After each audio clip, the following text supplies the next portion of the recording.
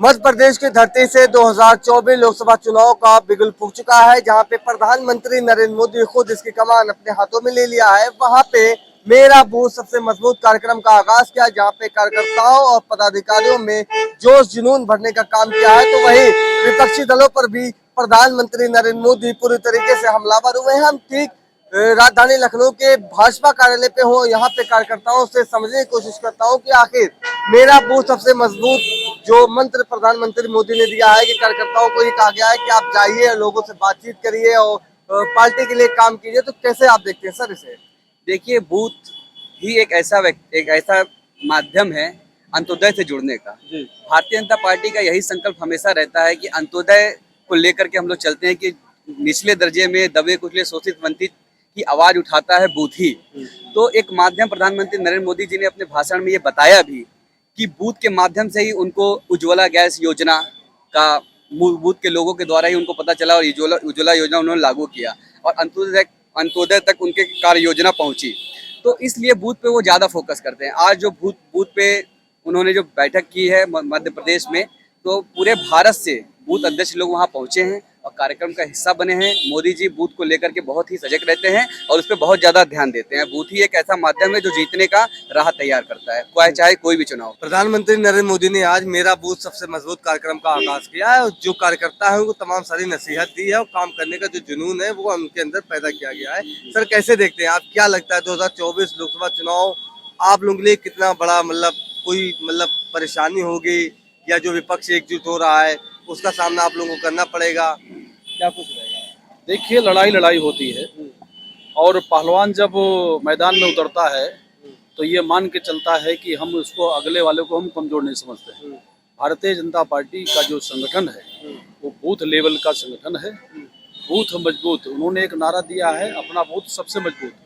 सभी कार्यकर्ता हमारे जो पदाधिकारी हैं, सभी जो बूथ के लेवल के कार्यकर्ता हैं वो बूथ पर लगे हुए हैं। बूथ सशक्तिकरण, बूथ पर घर घर जाकर के, एक एक घर जाकर के सरकार की नीतियों को, केंद्र सरकार की नीतियों को और राज्य सरकार की नीतियों को, और वो सब घर घर जाकर के पत्रक के माध्यम से उनको जागरूक कर रहे हैं, बता रहे हैं कि सरकार आपके लिए क्या कर रही है, सरकार आपके द्वार।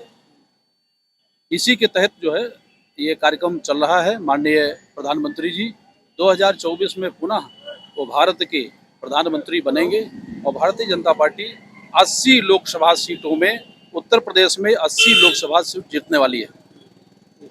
हमारे पास विजन है, सरकार के पास विजन है, सरकार काम कर रही है, गरीबों के लिए सरकार काम कर रही है और सरकार का नारा है सबका साथ, सबका विकास, सबका विश्वास। इसी के तहत सरकार काम कर रही है। सर मेरा बूथ सबसे मजबूत कार्यक्रम का आगाज किया है, क्या कुछ कहेंगे? जी, मैं डॉक्टर आनंद चौबे, प्रदेश कार्य समिति सदस्य, भारतीय जनता पार्टी, प्रयागराज, उत्तर प्रदेश हूँ। आज भाजपा प्रदेश मुख्यालय में देखिए, माननीय प्रधानमंत्री जी ये चाहते हैं, उनकी जो सोच है कि हर एक गरीब व्यक्ति, अंतिम पंक्ति का व्यक्ति हमारे प्रदेश और केंद्र सरकार की योजनाओं से लाभान्वित हो और सबको जो सरकार की जो योजनाएं चल रही हैं उसको प्रत्येक जन जन को लाभ मिले। और हमारी भारतीय जनता पार्टी संगठन हर वर्ग के व्यक्तियों के बीच में योजनाओं, परियोजनाओं, नीतियों को लेकर के पहुंचे और हमारे सरकार से लोग लाभान्वित हों, हमारे उद्देश्यों को समझें और हमारे साथ मजबूती ढंग से कदम मिला करके चलें। और आगामी 2024 लोकसभा चुनाव है जिसमें हम जो हमारी सरकार की अभी तक जितनी योजनाएं चल रही हैं सब गरीब जनता, आम जनमानस और युवा, गरीब, किसान, नौजवान के लिए चल रहा है। विपक्ष से कैसे मुकाबला करेंगे? विपक्ष पूरी तरीके से लामबंद हो रहा है। उत्तर प्रदेश सहित जहाँ पे अन्य राज्य वहाँ पे सारे विपक्षी नेता एक प्लेटफॉर्म पे आ रहे हैं। सर देखिए, इससे कोई फर्क नहीं पड़ेगा। विपक्ष चाहे जो भी महागठबंधन करें, उनके पास कोई हमारा विरोध करने का कोई मजबूत उनके पास कोई मुद्दा नहीं है। हम देखिए विकासवादी हैं, विकास की ओर अपना ध्यान रख रहे हैं। भारत विश्व गुरु बनने की ओर है और चारों दिशाओं में काम हो रहा है। और माननीय हमारे प्रधानमंत्री जी से, हमारे माननीय योगी महाराज जी से, हमारे सरकार की योजनाओं से प्रदेश की जनता बिल्कुल खुश और संतुष्ट है। हम किससे मुकाबला करें वो तो खुद ही आपस में मुकाबला कर रहे हैं, आपस में संघर्ष कर रहे हैं, एक दूसरे का मान मनोबल चल रहा है। हमारा अपना काम है 9 साल प्रधानमंत्री जी के बेमिसाल, उस पर जितना हम लोग योजना बना करके, जो जैसा पंडित दीनदयाल जी सोचते थे, जैसा डॉक्टर भीमराव अंबेडकर जी सोचते थे, उनके उस मंशा को पूरा करने के लिए योजना बना करके जो हमारा मंतव्य था वो हमने जो है जनता तक उन्हें लाभ दिलाने का काम किया। और बराबर उनसे हमारे संपर्क हो रहे हैं, हमारा बूथ सबसे मजबूत के माध्यम से उन तक हम जा रहे हैं, मिल रहे हैं और उन लोगों से बात कर रहे हैं जो लोग इस लाभ से वंचित रहे हैं। योजना बना करके उनका नाम नंबर नोट करके, उनका पता नोट करके, उनका फार्म भरवा करके उनको जो है वो लाभ दिलाने का काम कर रहे हैं। एनडीए के मुकाबले पीडीए बन के आए हैं, अखिलेश यादव लगातार कह रहे हैं कि बीजेपी को हराने के लिए पीडीए काम करेगी उत्तर प्रदेश। देखिए, उनके पास कोई विजन ही नहीं है, उनका सिर्फ एक विजन है, मोदी हटाओ और अपने आप को बचाओ, अपना परिवार बचाओ, अपनी रोटी रोजी बचाओ। तो कोई विजन नहीं। आप खुद देख रहे होंगे टेलीविजन के ऊपर तमाम सूचनाएं मिल रही, तमाम जनता संघर्ष कर रही मोदी जी के लिए कि कुछ नहीं, मुझे मोदी चाहिए। और यहाँ देश छोड़ दीजिए, विदेशों में लोग कह रहे हैं कि मैं इंडिया में क्यों नहीं पैदा हुआ, हम यहाँ क्यों पैदा हुए, मुझे तो मोदी जैसा प्रधानमंत्री चाहिए, योगी जैसा मुख्यमंत्री चाहिए। तो आप समझ लीजिए कि दुनिया में जो है मोदी मोदी चल रहा है। तो अब ये सब लोग इस तरह का काम करते रहे। अब दुनिया में जागरूकता बहुत आ चुकी है। और आप देखिए, कोरोना काल में आज भी हमारे देश के प्रधानमंत्री जी ने कहा है